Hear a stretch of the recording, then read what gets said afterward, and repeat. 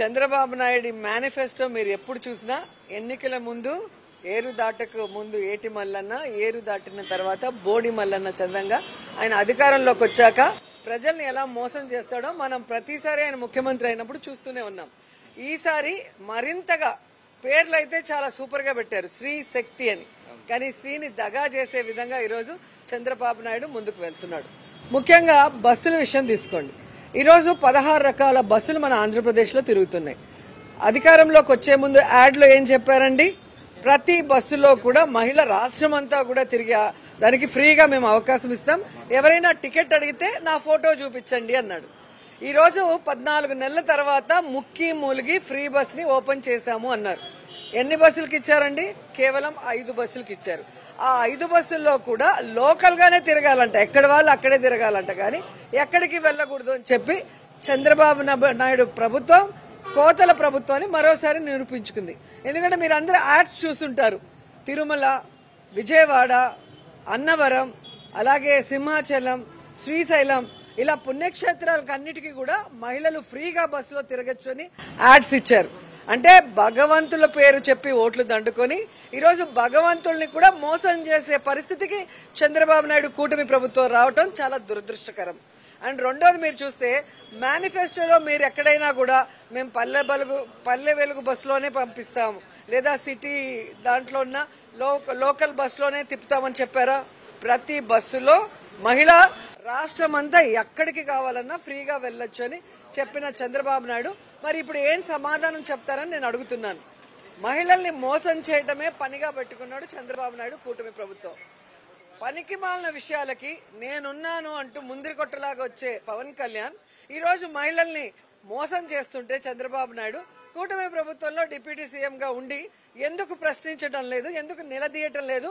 మీ మేనిఫెస్టోలో నువ్వు చంద్రబాబు నాయుడు కలిసే కదా సంతకం పెట్టారు, కలిసే కదా ఫోటో పోజులు ఇచ్చారు. మరి ఈ రోజు దాంట్లో ఉన్నవి చేయనప్పుడు మరి ఎందుకు ప్రశ్నించడం లేదు? సూపర్ 6 సూపర్ హిట్ అన్నారు, సూపర్ ఫ్లాప్. సూపర్ 6 లోనే కదా ఈ శ్రీశక్తి కూడా ఉంది, ఫ్రీ బస్సు. మరి ఏం అమలు చేశారు? ఇన్ని కోతలు పెట్టి ప్రజల్ని మహిళల్ని మోసం చేసే విధంగా ముందుకెళ్తున్నారు. ఎంత దురదృష్టకరం అంటే తిరుపతి నుంచి తిరుమలకి వెళ్లేదానికి కూడా ఫ్రీ బస్ లేదంట, శ్రీశైలంకి వెళ్లడానికి ఫ్రీ బస్ లేదంట లోకల్ వాళ్ళకి, అలాగే విజయవాడలో దుర్గమ్మ టెంపుల్కి వెళ్లేదానికి లేదంట. ఏంటి ఇది? మరి వీళ్ళు ఏమనుకుంటున్నారు? ఎలా సూపర్ హిట్ సూపర్ 6 నాకు చెప్పాలి. ఈ సూపర్ 6 లో ఇంకా మీరు చూసుకుంటే మరి ఆడబిడ్డ అనేది 1500 18 ఏళ్లు దాటిన ప్రతి మహిళకి ఇస్తానన్నారు. ఈరోజు ఒక్కరికైనా ఇచ్చారా? ఆడపిల్ల ఉంటే ఆడపిల్ల విలువ తెలుసుంటుంది, లేదా ఆడపిల్లకి మాట ఇస్తే నిలబెట్టుకోవాలన్న విషయం తెలుస్తుంది. ఆడబిడ్డ లేదు కాబట్టి ఆడపిల్లని గౌరవించాలన్న ఆలోచన చంద్రబాబు నాయుడుకి లేకపోవడం సిగ్గుచేటు. కానీ పవన్ కళ్యాణ్కి ఆడపిల్లలు ఉన్నారు కదా, మరి ఆయన ఆలోచించాలి కదా. ఒక ఆడబిడ్డకి మనం ప్రామిస్ చేసి అది చేయకపోతే వాళ్ళు ఎంత ఫీల్ అవుతారు, ఎంత హర్ట్ అవుతారు, అది తప్పు అనేది ఆయనకు తెలియాలి. ఆయనన్నా చంద్రబాబు నాయుడుకి చెప్పాలి, ఆయన చెప్పడు. సో ఈ రోజు రాష్ట్రంలో ఉన్న ప్రజలు ముఖ్యంగా మహిళలు బాగా తెలుసుకుంటున్నారు.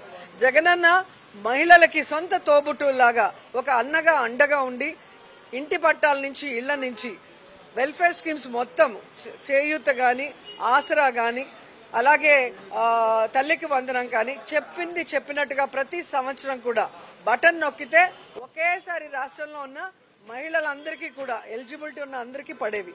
కానీ ఈ రోజు ఏ విధంగా మోసం చేస్తుంది కూటమి ప్రభుత్వం? ఇది అధికారంలో రావటం కోసమే మేనిఫెస్టోలో అబద్దాలు చెప్పారు. ఈ రోజు ప్రజల్లో వ్యతిరేకత వస్తే తూతూ మంత్రంగా చేయడానికి ప్రయత్నిస్తున్నారు తప్ప ఎక్కడ కూడా ఒక సిన్సియారిటీ లేదు అనేది అర్థం చేసుకున్నారు. మహిళల్ని మోసం చేసిన వాళ్ళు ఏ రాష్ట్ర చరిత్రలో ఏ ముఖ్యమంత్రి కూడా బాగుపడిన దాఖలాలు లేవు. చంద్రబాబు నాయుడుకి గతంలోనే ఏ విధంగా డ్వాక్రా అక్క చెల్లెమ్మలను మోసం చేస్తే ఎలా చెంపదెబ్బ కొట్టి ఇంట్లో కూర్చోబెట్టారో తెలిసింది. సో ఈసారి కూడా జగనన్న కన్నా మించి ఇస్తాను, జగనన్న ఇచ్చింది ఇస్తూ అని చెప్పారు. సో కొంతమంది ఏమారారు, వాళ్ళకు కూడా ఇప్పుడు తెలిసొచ్చింది జగనన్న రాజశేఖర రెడ్డి గారు మాత్రమే ఈ రాష్ట్రంలో ఉన్న ప్రజల్ని ముఖ్యంగా మహిళల్ని తమ సొంత అక్క చెల్లెలుగా భావించి కుటుంబ సభ్యులుగా భావించి వారికి అండగా ఉంటారు అన్న విషయం. సో ఈ కూటమి ప్రభుత్వాన్ని తరిమి కొట్టండి, మీ గ్రామాల్లోకి వచ్చి తెలుగుదేశం పార్టీ వాళ్ళని చొక్కా పట్టుకొని నిలదీయండి.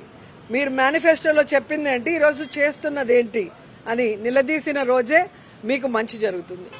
ఈ రోజు జూనియర్ ఎన్టీఆర్ సినిమా ఆడనివ్వమని చెప్పి ఎమ్మెల్యేలే ఉంటే ఒక డిప్యూటీ సీఎం పవన్ కళ్యాణ్ ఉన్నారు, ఇలాంటి ఈవీఎంలు అనుకున్నారా వీళ్ళు మార్చి మోసం చేయటానికి? సినిమాలో సినిమా టికెట్లు అనేది అభిమానులు ఎన్టీఆర్, పెద్ద ఎన్టీఆర్, చిన్న ఎన్టీఆర్ అభిమానులు అందరూ కూడా చిన్న ఎన్టీఆర్ సినిమా చూస్తారు. వీళ్ళు చిన్న ఎన్టీఆర్ సినిమా నేను ఆపేస్తాను అంటే సూర్యుడిని అరచేత్తో ఆపుతాము అన్నంత హాస్యాస్పదంగా ఉంది. సినిమా బాగుంటే ఎవ్వరు ఏం చేయలేరు, బాగాలేనప్పుడు ఎవరు ఆడించలేరు. అది హరిహర వీరుమల్లమే విషయంలో మీకు తెలుసుంటుంది. సో ఎమ్మెల్యేలు తలకిందుల తపస్సు చేసి టికెట్లు ఫ్రీగా ఇస్తే కూడా వాళ్ళ అభిమానులే థియేటర్కి రాలేక ఏడుస్తూ ఆ సినిమాని ఎలా తిట్టారో మనం కళ్ళారా చూసాం. సో ఇప్పటికైనా వాళ్ళు తెలుసుకోవాల్సింది రాజకీయం రాజకీయం లాగా చేయండి, సినిమా వాళ్ళు చూసుకుంటారు. సినిమా ఫంక్షన్లో ఎక్కి జగన్మోహన్ రెడ్డి గారిని తిట్టడము, సవాళ్లు చేయటం చేస్తే ఏ విధంగా గేమ్ చేంజర్ లాంటి సినిమాలు కానీ ఇంకా హరిహర వీరమల్లి సినిమాలు లాంటి వాళ్ళు ఏమయ్యాయో మనం కళ్ళారా చూసాం. కాబట్టి సినిమాని రాజకీయాన్ని మిక్స్ చేయొద్దండి. జూనియర్ ఎన్టీఆర్ రాజకీయాల్లో లేరు, ఆయన సినిమాలు చేసుకుంటున్నారు. ఆయన సినిమా ఏ విధంగా సూపర్ హిట్స్ అవుతున్నాయి, ఏ విధంగా ఆయన పర్ఫార్మెన్స్ కి అవార్డ్స్ వస్తున్నాయి ఇంటర్నేషనల్ లెవెల్లో మనం కళ్ళారా చూస్తున్నాం. కాబట్టి ఊరికే మైకులు ఉన్నాయి, మా పచ్చ ఛానళ్ళు ఉన్నాయి, మేమేం చెప్పినా వేస్తారు అనుకుంటే చూసే జనం నవ్వుతారు.